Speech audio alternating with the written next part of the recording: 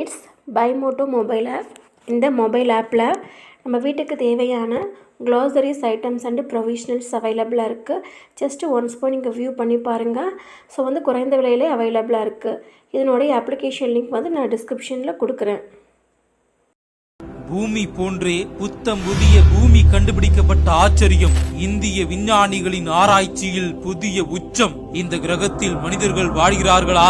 என்னென்ன உயிரினங்கள் உள்ளன? பிரமிக்க வைத்த ஆச்சரியத்தின் பின்னணி. நமது சூரிய குடும்பத்தில் பூமி இருப்பதை போல பிரபஞ்சம் முழுவதும் உள்ள சூரியனை சுற்றி பூமி போன்ற கிரகங்கள் இருக்கலாம் என ஆய்வாளர்கள் நீண்ட காலமாக சொல்லி வந்தனர். தற்போது பூமி போன்ற கிரகம் ஒன்று கண்டுபிடிக்கப்பட்டிருக்கிறது.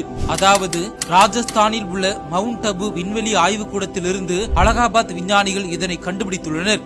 இக்கோளுக்கு TOI 6038AB என பெயரிடப்பட்டிருக்கிறது. இந்த கிரகம் PARAS 2 எனும் தொலைநோக்கி மூலம் கண்டுபிடிக்கப்பட்டிருக்கிறது. இதன் வேலையே சூரிய குடும்பத்திற்கு வெளியில் இருக்கும் கோள்களை கண்டுபிடிப்பதுதான். விஞ்ஞானிகளின் கூற்றுப்படி நமது பூமி சூரியனை சுற்றுவதைப் போலவே TOI 6038AB கிரகமும் F வகை நட்சத்திரத்தை 5.83 நாட்களுக்கு ஒருமுறை சுற்றி வருகிறது. அப்படி எனில் இந்த கிரகத்தில் ஒரு வருடம் என்பது பூமியின் 5.83 நாட்களுக்கு சமமாகும். நமது சூரியனை விட பெரியதாகவும் அதிக வெளிச்சத்தை வெளியிடும் நட்சத்திரத்தை தான் F வகை நட்சத்திரம் என்று விஞ்ஞானிகள் கூறுகின்றனர். பூமியுடன் இந்த கிரகத்தை ஒப்பிடும்போது இது பூமியை விட 78.5 மடங்கு நிறை மற்றும் 6.41 மடங்கு எடையும் கொண்டிருக்கிறது.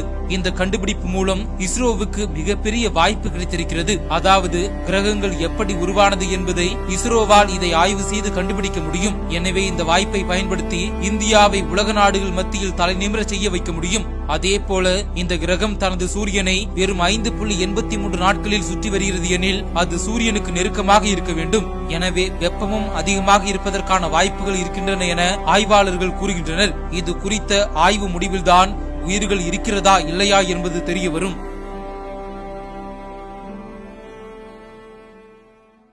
விண்வெளியில் விவசாயம் செய்து அசத்திய இந்தியா, காராமணி விதையை முளைக்க வைத்து சாதனை படைத்து கெத்து காட்டிய இஸ்ரோ, சொந்த விண்வெளி மையம் அமைக்கும் முயற்சியில் விதையை தூவிய இந்தியா, வருங்காலத்தோட தேவையை கருத்துல வச்சுக்கிட்டு விண்வெளியில வேளாண் சூழலை ஏற்படுத்துவதற்கான முயற்சியையும் விண்வெளியில வேளாண் செய்ய முடியுமா அப்படின்றத ஆராயும் வகையிலையும் இஸ்ரோ பல்வேறு முயற்சிகளை மேற்கொண்டுட்டு வராங்க. அதன் ஒரு பகுதியா கடந்த டிசம்பர் 30ஆம் தேதி ஆந்திராவோட ஸ்ரீஹரிகோட்டாவில் இருந்து PSLV C-60 ராக்கெட்ல 24 செயற்கைக்கோள்களோட விண்ணில ஏவப்பட்டுச்சு. இந்த 24 செயற்கைக்கோள்கள்ல CROPS அப்படின்னு சொல்லப்படுற VSSC துணை செயற்கைக்கோள்ல நுண்புவியீர்ப்பு சூழல்ல பிரத்யேக பெட்டகத்துல காராமணி விதைகள் வைத்து அனுப்பப்பட்டுச்சு. விதையோட வளர்ச்சிய 5 நாள்ல இருந்து 7 நாட்களுக்கு ஆய்வு செய்யணும் அப்படின்னு பிளான் பண்ணிருந்தாங்க.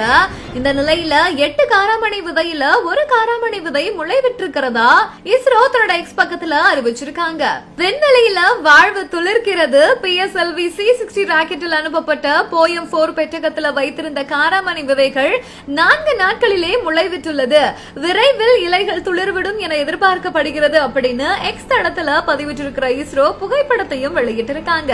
விண்வெளி ஆராய்ச்சியில தன்னோட சிறப்பான பங்களிப்பு அளித்து வர இஸ்ரோ 2035க்குள்ள பாரதிய அந்தரிக்ஷா ஸ்டேஷன் அப்படின்ற விண்வெளி ஆய்வு மையத்தை நிறுவ திட்டமிட்டிருக்காங்க.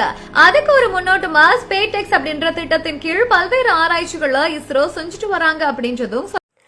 இட்ஸ் ஸ்பான்சர்ட் பை பைமோட்டோ மொபைல் ஆப்.